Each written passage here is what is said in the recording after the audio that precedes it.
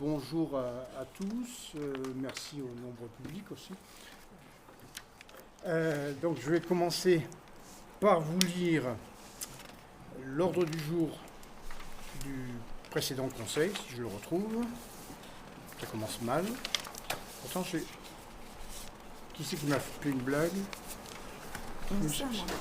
Bon. Ça commence mal, je ne le trouve plus.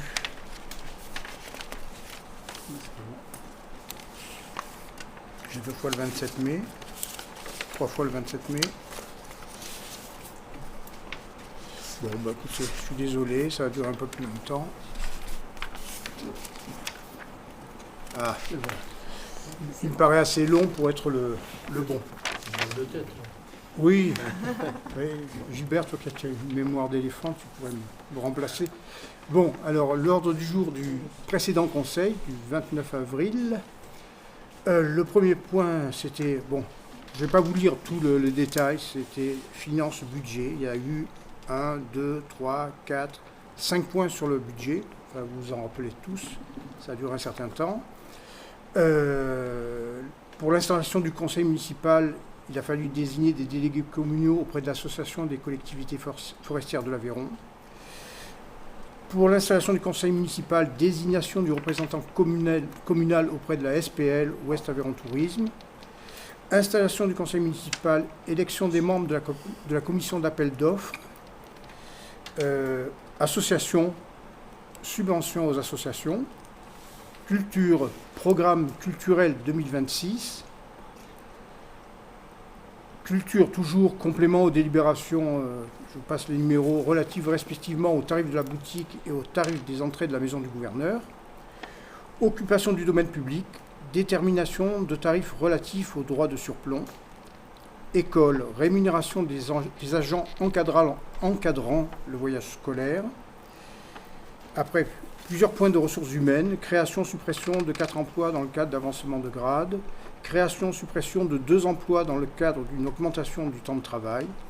Création d'un emploi non permanent pour faire face à un besoin lié à un accroissement temporaire d'activité. Détermination des modalités de mise en œuvre du compte épargne-temps. Après, il y a eu un point sur les dégâts. Voilà. Donc, je vais demander à la secrétaire de la précédente séance, Sandra Miquel, de signer son PV. Je vais signer aussi. Oui, c'est marqué. Et pareil sur la liste des délibérations du conseil municipal.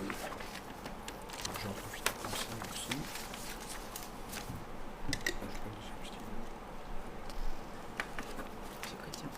Oui, merci. Comme ça, c'est fait. Hop. Oublié. Voilà pour ce point. Donc, il nous faut un secrétaire de séance. La séance de ce jour. Je veux bien le faire. Merci à toi, Léo. Donc, j'abandonne. Bon, je lis maintenant l'ordre du jour du conseil de ce jour. Alors, membre du conseil municipal, révision du montant de l'indemnité versée à l'un des élus. Patrimoine communal, acquisition de la parcelle AH 42. Périscolaire, subvention accordée à l'ASBR, ALSH Lodini. Publicité, modification des modalités de publicité des actes. Culture, désignation des représentants de la commune au sein de l'entente intercommunale pour le portage du label Pays d'art et d'histoire des Bastilles du Rouergue. Protection des animaux, subvention au profit de la SPA. SMICA, mise en place d'une solution mutualisée pour l'emploi d'un délégué à la protection des données.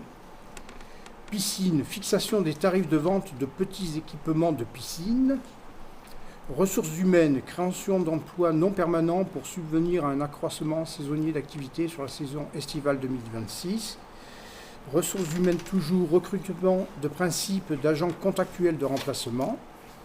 Ressources humaines toujours, détermination des modalités de remboursement des frais de repas des agents dans le cadre d'un déplacement pour les besoins du service. Et pour finir, comme toujours, urbanisme, cession de biens soumis au droit de préemption urbain. Pour le premier point, je crois que c'est moi qui le présente. Ah oui, c'est vrai, je dois excuser pas mal de monde. Kathleen Delzan, Rose, Claude Duro, Indira Second et Annie Lebon. Voilà, donc bon, on est quand même assez nombreux pour tenir ce conseil. Et il n'y a pas eu de pouvoir. Bon, donc je passe à ce premier point. Alors, la modification de l'indemnité de fonction de l'un des adjoints au maire. Je ne vais pas vous relire les chiffres précédents. En fait, c'est notre premier adjoint qui... il ne demande pas une augmentation. Comme il a été élu vice-président au tourisme à la communauté de communes Sud-Ouest Aveyron, et cette deuxième fonction lui permet de bénéficier d'indemnités, Jean-Régis Souvigné souhaite réduire le taux de l'indice brut qui était de 11,77 pour passer à 4,40. Je peux dire combien ça te fait ? 150 jours. Non, ça fait 180,86, mais... 156. Voilà. 156 net, voilà, mais en brut. C'est le même montant. Voilà. Donc, êtes-vous d'accord pour la baisse de son indemnité, qui est contre, qui s'abstient? Cette délibération est votée. Merci. Bon, pour le point suivant, je ne sais plus qui c'est. C'est Jean-Régis, oui, effectivement. C'est sur la parcelle. Donc, pour la deuxième délibération, il s'agit de voter l'acquisition d'une parcelle. La parcelle est cadastrée AH42. Elle se situe en dessous de la forteresse côté ouest, donc au-dessus de la porte de la Pique. Cette parcelle a un intérêt patrimonial puisqu'elle était dans l'emprise de la forteresse. Elle était, je crois, sur les anciennes écuries de la forteresse, donc elle peut avoir un intérêt, elle a n'importe comment un intérêt éventuel sur l'aménagement d'une aire de repos ou de pique-nique éventuelle. On a, avant toute intervention et même tout débroussaillage, on demandera à des personnes compétentes de faire un travail d'archéologie pour vérifier qu'on n'abîme pas l'existant. Le montant de cet achat est de 500 €. Donc voilà, on propose au Conseil de voter cette délibération sur l'achat de la parcelle AH42 pour un tarif de 500 €. Je peux ajouter qu'en fait, on avait déjà acquis 4 ou 5 autres parcelles au même endroit. Et en fait, cette parcelle était portée à un autre nom, mais c'était la même propriétaire. Donc on aurait pu faire un achat global la fois d'après, la fois d'avant, mais bon, il a fallu revenir en arrière sur ça. Et c'est pas les écuries apparemment, d'après ce que dit Allègre, pardon. C'était la maison du Villiers. Voilà. Enfin, j'avais une mauvaise information, voilà. Dont acte. Si M. Villiers, si M. Allègre a raison. Voilà. Ce que je pense. Quelle superficie là? La superficie, on l'a pas. Je l'ai pas, non. Sur Ce que je regardais sur la délib, on n'a pas la superficie. Au mètre carré, on la paye un peu plus cher que les 4 ou 5 autres achetés précédemment. Et surtout, ça fait un acte supplémentaire, donc des frais supplémentaires. Donc on a... Bon, ça permet quand même d'avoir la maîtrise d'un ensemble qui a vraiment un intérêt patrimonial. Bon, s'il y a des questions, qui est contre cet achat, qui s'abstient, merci beaucoup. Le point suivant, c'est Sandra qui va nous le présenter. C'est sur la subvention accordée à la SDPR. Alors, je rappelle que l'association L'Audigny a mis en place un accueil de loisirs sans hébergement à destination des familles des communes de Bord-et-Bar, La Fouillade, le Bas-Ségala, Lunac, Monteil, Saint-André-de-Najac, Saint-Vincent et Najac. Cette association, elle ne peut pas fonctionner sans une participation financière des communes et de la communauté des communes. Elle réclame une participation calculée sur la fréquentation des enfants issus de ces communes. Pour nous, c'est 18. Donc une convention a été signée en ce sens par suite de la délibération N58/2022 du 25 juillet 2022 approuvant le principe de mode de calcul des subventions à verser par les communes. Cette convention a pris effet à compter du 1er janvier 2022 et est reconductible de façon tacite et annuelle. Donc cependant, il convient chaque année de se prononcer en faveur du montant exact de subvention à verser pour l'année considérée. Donc pour 2026, la commune a reçu un appel à subvention d'un montant de 4 010 € calculé sur une estimation de la fréquentation pour 2025. Donc on doit délibérer de valider le montant de 4 010 € de participation à verser à l'association L'Audigny en charge de l'accueil de loisirs sans hébergement selon les termes de convention susvisés. Donc qui est contre ? Qui s'abstient? Merci. Le point suivant, je crois que c'est encore moi qui le présente, c'est modification des modalités de publication des actes. En fait, c'est principalement par rapport à nos délibérations. À partir j'ai la date, oui, du 1er juillet 2022, par principe, pour toutes les collectivités, la publication des actes réglementaires et décisions ne présentant ni un caractère réglementaire ni un caractère individuel sera assurée sous forme électronique sur leur site internet, bien sûr pour les communes qui en disposaient. Mais il y avait une dérogation pour les communes de moins de 3500 habitants pour continuer à l'afficher aussi sur le tableau de la mairie. Bon, il s'avère que très souvent, le tableau n'est pas assez grand pour recevoir les délibérations de façon lisible, parce qu'on est obligé de les compacter, et elles deviennent illisibles. Donc voilà, on vous propose d'acter une délibération qui fait que maintenant toutes nos délibérations ne seront publiées que sur le site internet, ce qui est fait depuis le début du mandat précédent. Voilà. Il y a toujours le cahier. Le cahier de libération. Ah ben bien sûr, ça il y a. Là, il va le voir, c'est ça. Oui, oui. Mais bon, voilà. Simplement, on supprime l'affichage devant la mairie et on maintient la publication sur le site. Oui, mais là c'est une obligation. Oui. À partir du moment où une commune a un site, elle est obligée de publier dans un certain délai en plus. Donc voilà. Donc qui est contre le fait de supprimer l'affichage en mairie, qui s'abstient. Merci. Alors le point suivant, culture. Alors je pense que je me tourne vers Diane. Je suis assez là.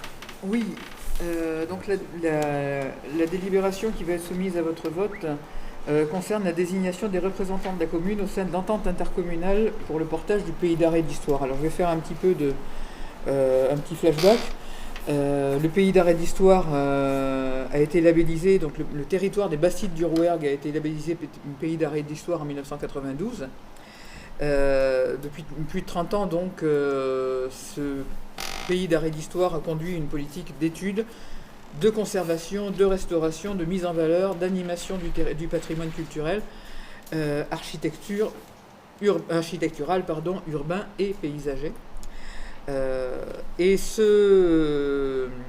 En 2024, ce territoire ce pays d'art et d'histoire est passé d'une association qui était l'association des Bastides de Rouergue à une entente intercommunale. Donc cette entente intercommunale qui est constituée pour continuer la gestion du pays d'art et d'histoire.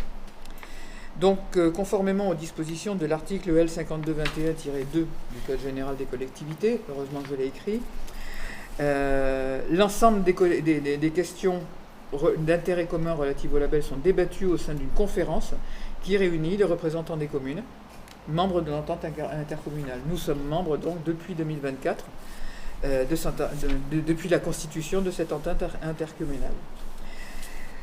La conférence est composée d'un représentant par commune, un titulaire normalement qui est le maire, et un suppléant qui remplace le titulaire en cas d'empêchement. La durée du mandat est liée au mandat de conseiller municipal, donc elle est a priori égale à la durée du conseil municipal.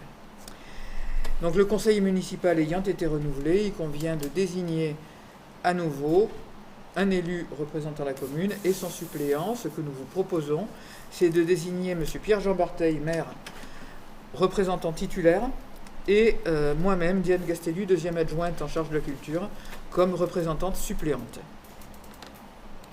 Est-ce que vous avez des questions? Tu vas avoir du boulot. J'en manquais déjà. Parce que Pierre-Jean, elle n'a pas trop. Non, ça tombe très vite. Qui est contre cette délibération? Qui s'abstient? La délibération est adoptée à l'unanimité des membres présents. Je vous remercie. Alors, le point suivant, c'est protection des animaux, subvention au profit de la SPA. Et c'est Anne-Claire qui va nous la présenter. Alors, l'association des chats libres par l'intermédiaire de la SPA, donc Société protectrice des animaux, sollicite comme chaque année une participation financière de la commune pour la stérilisation des chats errants. Pour l'année 2026, le montant de la subvention demandée s'élève à 330 €, qui correspond à 6 bons de stérilisation de 55 €. Car en 2025, 4 bons n'ont pas été utilisés, donc ils ont été répartis sur 2026. Donc en 2025, 6 chats ont été stérilisés sur la commune. Sur le village. Sur la commune. Sur la commune. Sur la commune, c'est pas seulement sur le village. Bah, ils ne prennent pas la commune. Si, ils prennent sur la commune. Oui. Voilà, c'est 55 € par chat. C'est des conneries. Moi, je te dis que si. Avec un objectif de 10 chats par an, messieurs, dames. Donc, je vous propose de voter sur le fait d'autoriser Monsieur le maire à signer la convention de la SPA et d'octroyer cette subvention d'un montant de 330 € au profit de la dite association. Est-ce que vous êtes pour? Ah bah oui, on peut quand même. Allez. Très bien. Unanimité encore. Alors le point suivant, c'est moi qui vais le présenter. Parce que ça aurait dû être Camille, puisqu'il est le représentant de la commune au SMICA, mais il y a eu quelques événements dans sa vie qui ont fait qu'il n'a pas pu préparer cette présentation. En fait, l'objet, c'est la mise en place d'une solution mutualisée pour l'emploi d'un délégué à la protection des données. Ça s'appelle un DPO. En fait, depuis mai 2018, toutes les structures publiques et privées sont dans l'obligation de disposer d'un délégué à la protection des données. Cette obligation résulte du règlement général sur la protection des données à caractère personnel. Ce délégué ne doit pas être un agent de la collectivité, mais sa fonction peut être externalisée ou mutualisée. Donc le SMICA a une offre de mutualisation. Le SMICA donc a mis en place un pôle confiance numérique pour gérer la protection et la sécurité des données à caractère personnel. Il s'engage à le mettre à disposition des collectivités que le souhaitent pour réaliser le traitement de leurs données à caractère personnel. Cette prestation donnera lieu au paiement d'une cotisation annuelle. Et pour l'année 2026, c'est une cotisation qui s'élève à 680 € pour Najac, parce que les cotisations sont calculées sur les strates de population. Voilà, alors on était déjà avec ce service précédemment, donc moi je vous propose qu'on le reconduise. Donc si vous êtes d'accord d'accepter cette proposition, de payer la cotisation et d'autoriser le maire à signer toutes les pièces administratives liées à cette affaire et à procéder aux formalités nécessaires. Voilà. Qui est contre, on va changer un petit peu à nouveau, qui s'abstient. Merci bien. Bon, le point suivant... Ah ben c'est encore moi. Oui, parce que c'était une délibération qui est arrivée un peu tardivement. C'est la fixation des tarifs de petits équipements vendus à la piscine municipale. Voilà, c'est juste pour valider les tarifs pour des maillots de bain, entre parenthèses, uniquement pour du dépannage. Oui, c'est des maillots de bain neufs. Pour des gens qui viendraient avec une tenue qui n'est pas autorisée. Voilà. Et des lunettes de piscine. Alors les maillots de bain sont proposés à 10 €. Attendez, ils sont vendus ou ils sont loués? Ah non, ils sont vendus. Ah, ils sont vendus. Sinon, ils sont plus neufs la fois d'après. Bon, et les lunettes de piscine à 6 €. Voilà, donc je vous propose de valider ce tarif, à moins que vous souhaitiez en débattre maintenant. Bon, qu'ils soient beaux, c'est pas comme ils sont. Ok, Nazak. Voilà. Donc, qui est pour valider ces tarifs? Merci beaucoup. Donc, le point suivant, alors, on passe à Diane et aux ressources humaines. Mais on reste à la piscine. Allez. On reste à la piscine avec Des maillots de bain neufs. avec des maillots de bain neufs et pas de Bermuda, puisque nous sommes en train d'examiner le règlement intérieur de manière à éviter que des personnes se présentent, notamment en Bermuda, puisqu'il est obligatoire d'être en maillot de bain. Pour des raisons d'hygiène, on ne rentre pas avec des vêtements sans passer par les douches. Donc l'objet de la délibération qui vous est proposée ce soir, de celle-ci en tout cas, c'est la création d'emplois non permanents liés à l'accroissement saisonnier d'activité. Donc il s'agit de créer 6 emplois à temps non complet pour faire face à un besoin qui est lié à l'accroissement saisonnier d'activité, c'est-à-dire l'accueil de la piscine, son entretien, sa désinfection, l'entretien du village et des locaux communaux, parce qu'il n'y a pas que la piscine, et la surveillance et le bon fonctionnement de la station d'épuration. C'est-à-dire qu'il y a des postes qui sont mixtes entre piscine et station d'épuration, d'autres qui sont affectés à l'entretien du village, parce que bien entendu, la fréquentation du village augmentant, les tâches, l'intensité du travail augmente pendant la période d'été. Donc il vous est proposé une délibération qui prévoit un premier poste d'agent contractuel dans le grade d'adjoint administratif territorial assurant les fonctions d'accueil à la caisse et d'entretien et désinfection des locaux et du pédiluve pour une période de 2 mois et 17 jours allant du 15 juin au 1er septembre 2026. Je vous fais grâce des détails sur les horaires qui peuvent être légèrement différents. Donc sur la période du 15 juin au 30 juin, il y aura moins d'horaires et on passera à 134,50 h ensuite à partir du 1er juillet. Deuxième poste, un emploi d'agent contractuel également pour l'accueil à la caisse, l'entretien et la désinfection des locaux, mais avec un horaire légèrement différent, également pour la même durée, du 15 juin au 1er septembre. Donc ces deux postes sont, même les autres postes, sont rémunérés à l'indice brut 367 du grade de recrutement. Le troisième poste est un poste d'entretien et de désinfection des locaux de la piscine municipale et d'entretien de la maison du gouverneur. Donc poste qui va être sur deux lieux. Ce poste-là est du 1er juillet au 31 août, avec 112 heures en juillet et 114 heures au mois d'août. Le poste 4 concerne l'entretien et la désinfection des locaux et des plages de la piscine municipale et de la maison du gouverneur également, mais là pour une durée plus importante, du 18 juin au 31 août.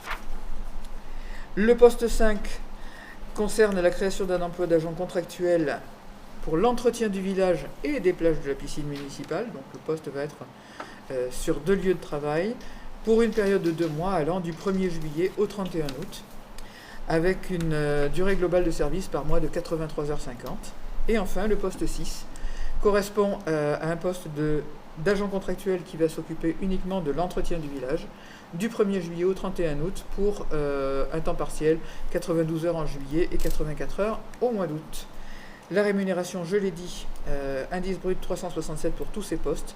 Les crédits correspondants sont inscrits au budget. Je précise que les recrutements, les entretiens d'embauche ont eu lieu et que la plupart des postes sont pourvus. Il y en a un pour lequel nous avons choisi un candidat en premier lieu qui attend une réponse d'un autre employeur. Et donc, il doit nous donner sa réponse définitive d'ici la fin de semaine. Et nous ferions, si elle était négative, appel à une autre personne. Est-ce qu'il y a des questions ou est-ce que j'ai été à peu près clair sur la présentation de cette délibération? C'est clair. Qui est pour cette délibération? Moi aussi peut-être. Il n'y a pas de contre ni d'abstention. La délibération est adoptée et je vous en remercie. Tu continues sur Je continue sur les ressources humaines. Avec une délibération qui porte un titre très très énigmatique, délibération de principe pour le recrutement d'agents contractuels de remplacement. Sur les conseils du centre de gestion, nous avons mis en place cette délibération qui va nous permettre, en cas d'absence inopinée et de nécessité de remplacer un agent qui pourrait être en maladie, qui pourrait être empêché pour une certaine durée, bien de ne pas avoir à prendre une délibération en urgence et donc de convoquer un conseil municipal extraordinaire. Cette délibération nous couvre pour l'année pour permettre le recrutement en urgence éventuellement d'agents pour remplacer un agent indisponible. Voilà, donc on vous propose de délibérer pour autoriser Monsieur le maire, le cas échéant, à recruter des agents contractuels de remplacement, ce qui permet de ne pas attendre le prochain conseil ou de ne pas convoquer un conseil complémentaire. A priori, d'après les renseignements qu'on a, on va être obligé chaque année de refaire une délibération. On ne peut pas faire une délibération ouverte pour les années à venir. Oui, a priori. C'est pas très clair. C'est pas d'une clarté totale, mais en tout cas, on a pris cette délibération qui ne porte pas de date limite. Mais d'après ce que nous a indiqué le centre de gestion, il faudrait reprendre ce type de délibération chaque année pour pouvoir pourvoir. Ouais. Bien. Ouais, c'est vrai, je l'ai fait. Hein. Pour pouvoir pourvoir à des remplacements, le cas échéant, sans passer par une nouvelle délibération express à chaque fois. Y a-t-il des questions à ce sujet? Qui est pour? Qui est contre? Qui s'abstient? La délibération est adoptée à l'unanimité des présents. Je vous remercie. Bon, on te laisse continuer. Troisième et dernier sujet sur les ressources humaines. Il s'agit du remboursement des frais de repas exposés dans le cadre d'un déplacement pour les besoins de service. Donc il faut savoir que les agents territoriaux sont appelés à l'occasion à se déplacer pour les besoins du service, soit pour se rendre à une formation, soit pour représenter la commune dans certaines instances, soit, voilà, peu importe, en tout cas pour les besoins de leur exercice professionnel, ils peuvent être appelés à se déplacer. Leurs frais de déplacement sont pris en charge par la commune, leurs frais d'hébergement également. Et en ce qui concerne les frais de repas, il y a deux possibilités. Il y a une possibilité qui est un remboursement forfaitaire à hauteur de 20 €, ou bien un remboursement au réel sur justificatif dans la limite de 20 €. Donc on ne dépasse pas les 20 € de toute façon, mais si la personne a exposé des frais de 18,50 €, eh bien on lui remboursera 18,50 €. C'est cela qui est soumis à votre vote.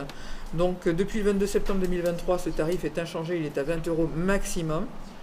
Je précise qu'il s'agit des repas de midi et du soir, mais que les petits déjeuners sont intégrés dans la nuitée. Ce n'est pas ce tarif-là qui s'applique pour les petits déjeuners. Ils sont intégrés dans le remboursement de la nuitée.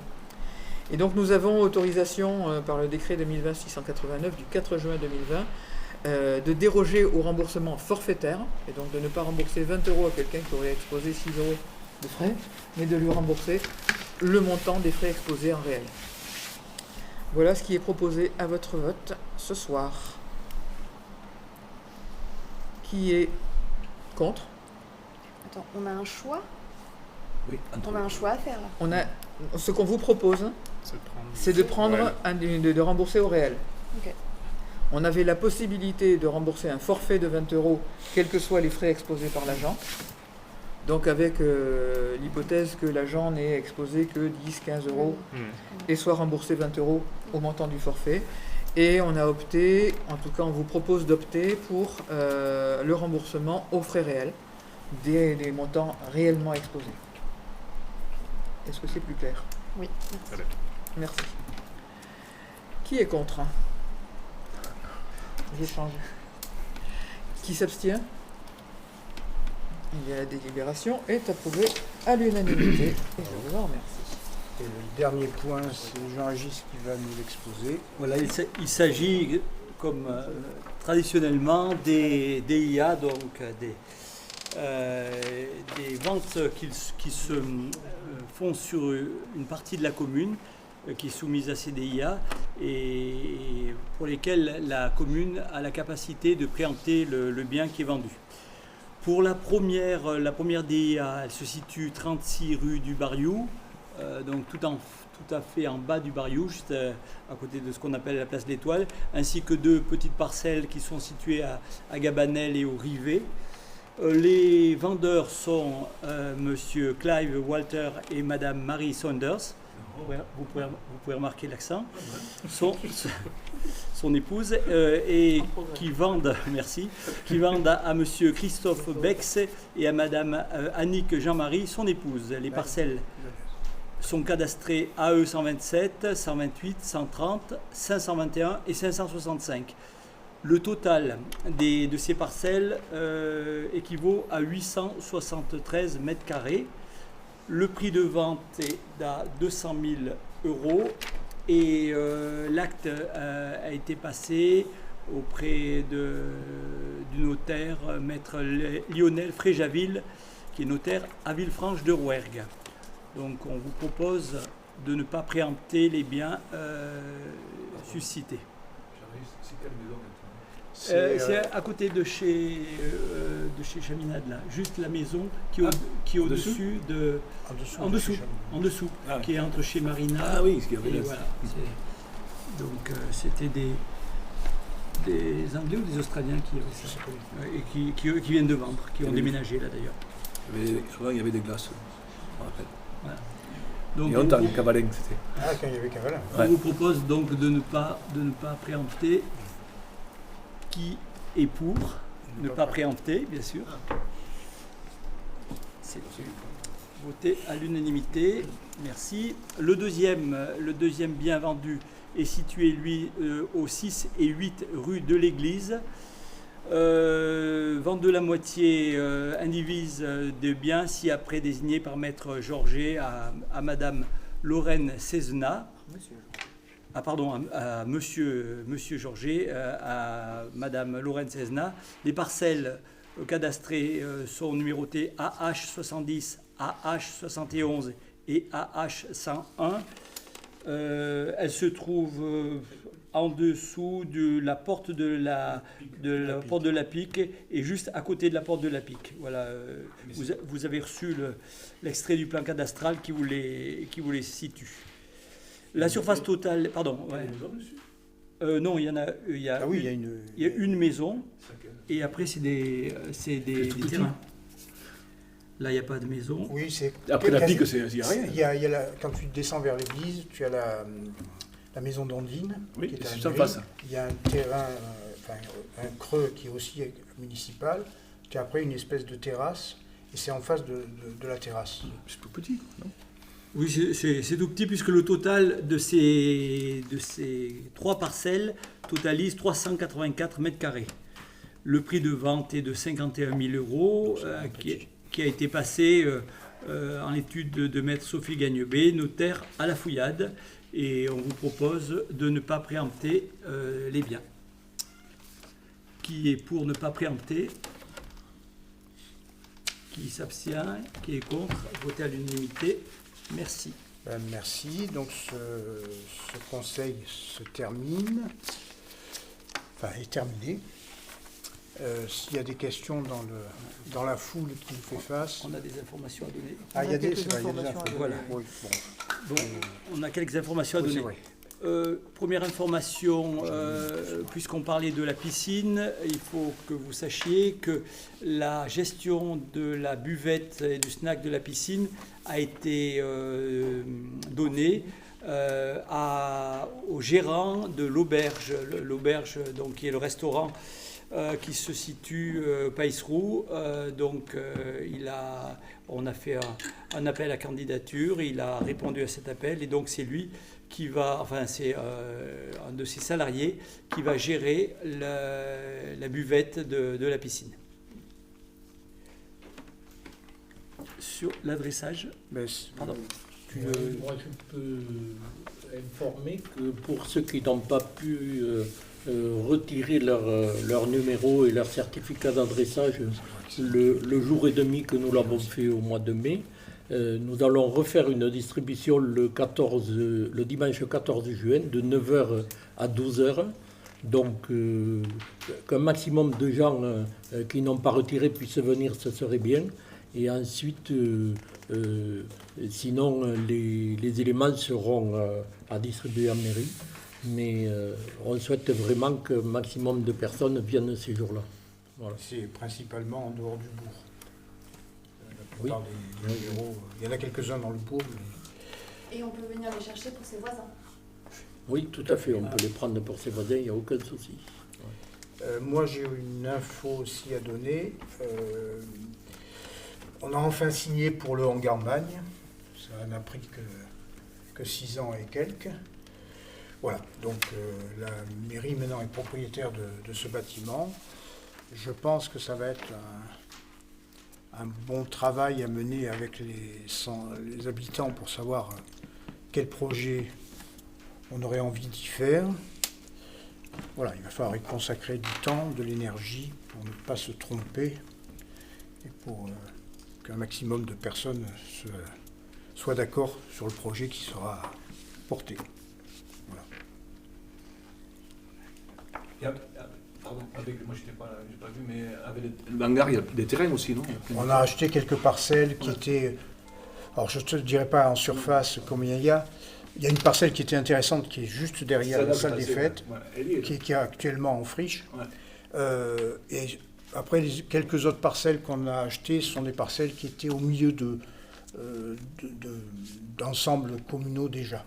Et est-ce que le bâtiment en dessous, là-bas, oui, ça c'est dedans aussi? Ça fait partie. Okay. Voilà. C'est tout ce qui avait un intérêt direct pour des aménagements à venir. Voilà. Ou, je dis, pour donner un peu de cohésion à des ensembles forestiers. Il y a d'autres... Oui, j'ai une information à communiquer concernant... vous connaissez peut-être le dispositif Oreille en balade. Oreille en balade, c'est un dispositif d'intérêt touristique et culturel et patrimonial qui consiste sur certains sites. Vous pouvez le trouver à Villefranche actuellement, vous pouvez le trouver à Sauveterre, à Pérus-le-Roc, etc. Qui consiste à mettre à disposer dans des endroits particuliers d'un village des QR codes qui permettent d'écouter un témoignage enregistré et mixé par un habitant, des habitants quelquefois, évoquant l'histoire patrimoniale du village. Ce dispositif était en gestation à Najac depuis plusieurs années et il va enfin voir le jour. Des décennies même. On peut peut-être même dire des décennies, effectivement. Je parlais avant. Donc ça fait longtemps que c'était en gestation, les enregistrements ont été faits, ils sont montés, il y a des témoignages donc, de diverses personnes, et donc ces QR codes vont être apposés sur la commune dans les jours qui viennent, dans les semaines qui viennent, dans les jours qui viennent,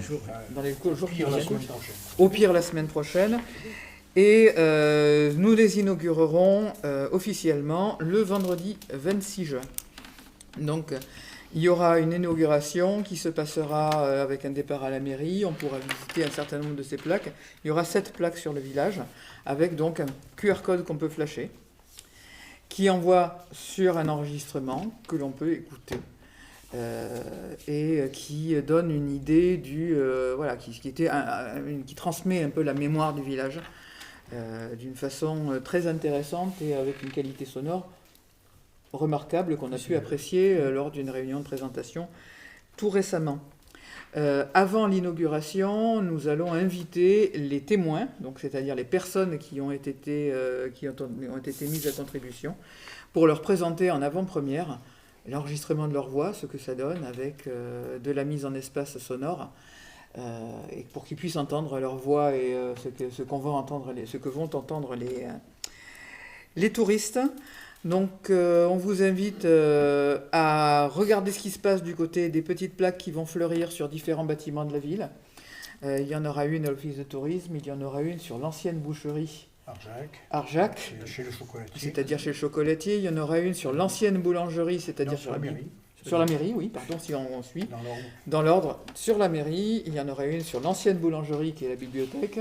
Il y en aura une sur la chapelle, sur la maison du gouverneur et une sur l'église Saint-Jean. Donc ce sont les 7, je crois que j'en ai oublié aucune. Je crois que c'est bon. C'est quelque chose de très intéressant, un dispositif qu'il faut faire connaître. Et c'est une façon d'approcher la visite du village d'une autre façon que simplement sur des explications historico-géographiques. Et il y a un côté, j'allais dire, poétique à ces évocations. En tout cas, une façon d'appréhender la mémoire du territoire. Donc on vous invite à utiliser le choix qui a été fait pour la série sur Najac, c'est de partir d'une maison et de parler autour de cette maison, effectivement, de la mémoire qu'elle porte. Voilà. C'est pour simplifier Ça a été fait sous forme d'association? Comment ça fonctionne? Alors c'est une association qui s'appelle Partage de Voix, qui est basée à Rieux-Pérou, qui organise cela. Il y a une participation de la commune financière de 295 € par an, cette association. Et donc l'association, elle a d'autres activités. Elle produit, Partage de Voix produit aussi des audioguides pour certains musées. Ils ont travaillé pour le musée Fenaille de mémoire. Donc ils ont d'autres activités que les oreilles en balade, mais c'est une impulsion qui a été donnée par cette association.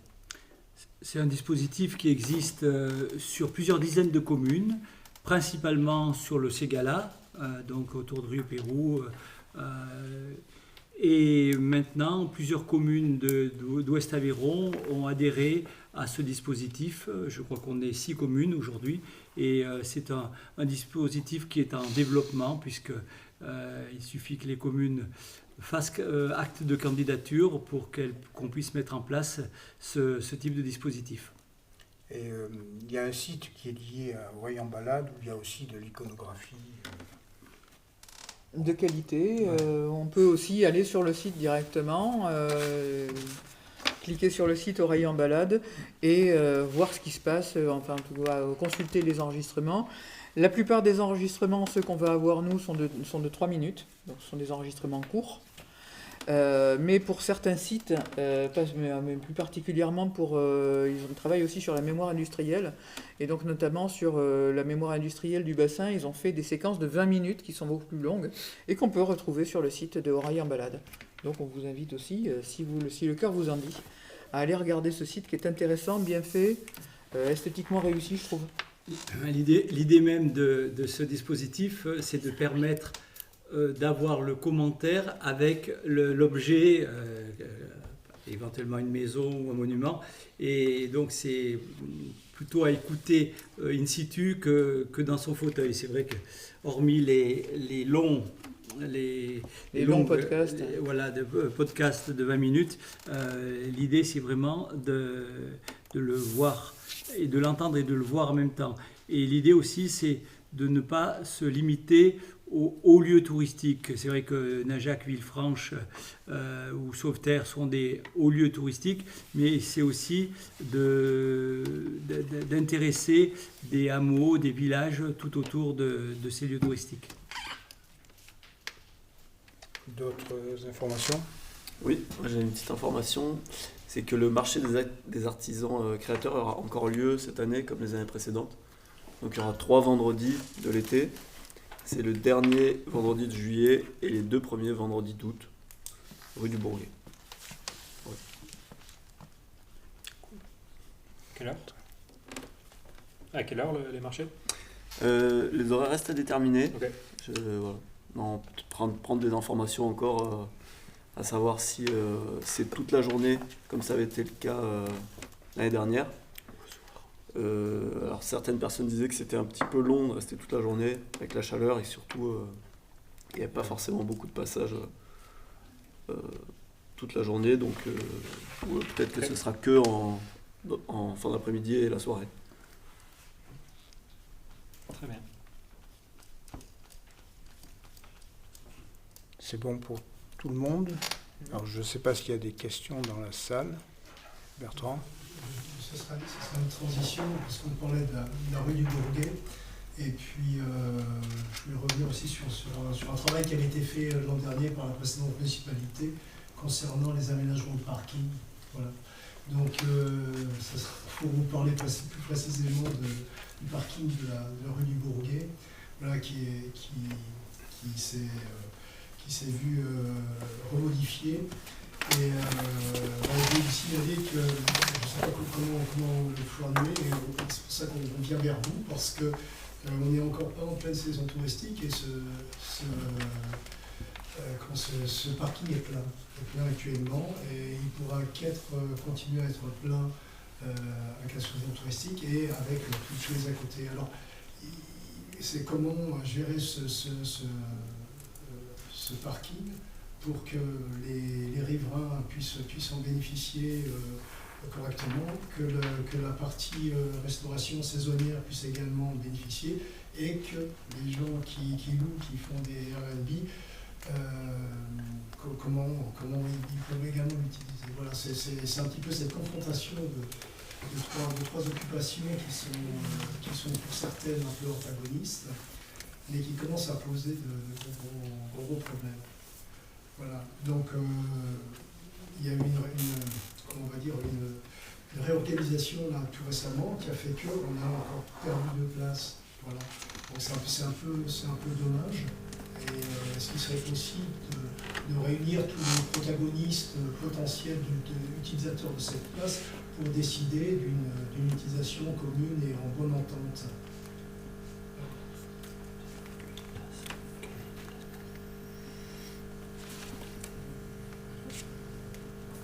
Oui, en fait, il y a eu un problème déjà de voisinage. C'est pas arrivé par hasard. Il y a ce choix qui a été fait. Effectivement, on perd une place sur la place qui était classiquement parking, mais là où il y avait la terrasse des midis précédemment, ça devient une possibilité de stationner, quoi. Oui, dans les faits, on perd de place. C'est un peu un jeu de voiture musicale, je l'ai dit. Mais c'est pas tant ça, c'est que là, sur ce parking-là, qui il y a quelque temps, cette rue-là était quasiment déserte. Quand je suis arrivé il y a 10 ans, il y avait encore 3 personnes qui vivaient à l'année. Maintenant, ça commence à beaucoup se remplir. Donc, il y a encore une personne qui a acheté une maison à côté de Miguel, pour ne pas les nommer. Donc ça va faire encore une pression, on va dire, automobile en plus. Voilà. C'est pour ça que je pense qu'il faut très sérieusement regarder ça, parce que par ailleurs, il y a des collègues et des amis et des gens qui habitent le couvent qui viennent se plaindre à nous. Voilà. Donc je transmets des choses. Je pense qu'il faudrait honnêtement sérieusement le voir, pour que tous les partis soient d'accord, et que tous les avis soient pris en compte. Voilà. Je sais pas, on peut envisager effectivement. enfin, tu le sais très bien, ça ne sera pas facile hein, de trouver un terrain d'entente. C'est ça. Surtout le problème central des parkings. Enfin, On a fait quand même une proposition à Émilie de se mettre derrière. oui, c'est la première proposition que je lui avais faite. Pardon ? C'est la première proposition que je lui avais faite. Mais je pense que là, c'est la plus raisonnable.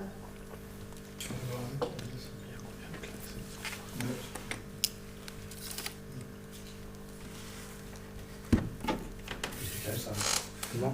La discussion est ça. Oui. Après, il n'y aura jamais assez de places de parking. De toute façon, pour tous les riverains, c'est le vrai gros problème, il est là. Hein. C'est le même problème à l'église, c'est le même problème là-haut. Après, Comment se pose le problème il y a le problème du parking et le problème de l'accès des riverains à cette rue du Journée, qui est régulièrement, les touristes qui continuent à venir, qui régulièrement se garent, etc. Non mais ça, je suis d'accord. Hein. Et c'est pour ça que depuis des années, on essaie de mettre en place ces bornes qui limiteraient l'accès uniquement aux riverains et aux services. Pour l'instant, on n'a pas réussi parce que c'est compliqué, c'est onéreux. Dessous la rue, comme tu le sais, il y a des réseaux dans tous les sens. Donc, j'espère qu'on va arriver à le faire. On avait budgété ça depuis quasiment le début du mandat précédent. Hein. Donc, mais là, effectivement, ça limitera l'accès, parce que l'autre jour, j'ai vu, j'étais au milieu de la route, il y a un camping-car qui a failli s'engager. En général, quand les camping-cars s'engagent là-bas, ils vont se coincer. Au-delà des problèmes de parking, ça génère des dégâts. Hein. Les voitures qui s'engagent dans cette rue, et je suis bien placé pour le savoir, parce que dessus chez moi, c'est assez régulier qu'une voiture se coince, et qu'ils viennent taper chez moi. Et souvent, je dois prendre le volant pour les décoincer en plus. Enfin bon, ça c'est du détail. Mais c'est vrai qu'on a cette obligation à un moment de trouver une solution pour limiter déjà l'arrivée de voitures de non-riverains, parce qu'effectivement... mais pour l'instant, ce n'est pas le cas. Normalement, c'est un sens interdit. Hein. Bon, le panneau est mal placé. On est allé voir parce que je voudrais qu'il soit légalement du bon côté, c'est-à-dire à droite, quand on en arrive du haut du village. Parce que là, il est à gauche, donc les gens pensent parfois que c'est interdit pour aller rue de la Loge. Donc on a une problématique déjà de signalétique. Mais ça ne résoudra pas le problème des gens qui veulent absolument aller au château en voiture. Et de ceux qui veulent aller stationner, parce que je ne sais trop pourquoi ils veulent s'avancer. Voilà. Tant qu'il n'y aura pas un système de limitation physique, il y aura toujours plus de voitures. Mais ça ne résoudra pas le problème des places, parce que même si on supprime la terrasse d'Émilie, il y aura une place en plus. Enfin, en plus, non, parce que j'estime qu'il y a juste eu un échange.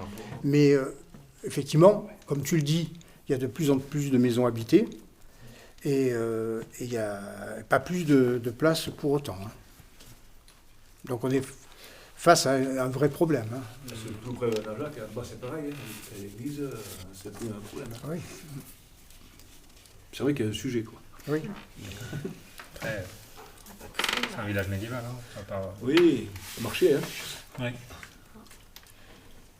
On entend hein, cette demande et enfin, moi je veux bien qu'on essaie de faire une rencontre avec les personnes concernées sur le terrain.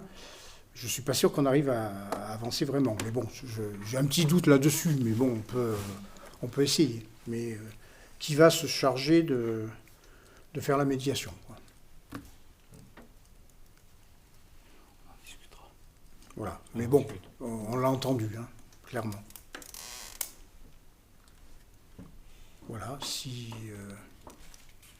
n'y a rien de plus, je vous propose qu'on en reste là pour ce soir. Merci à tous. Merci. Merci. Merci.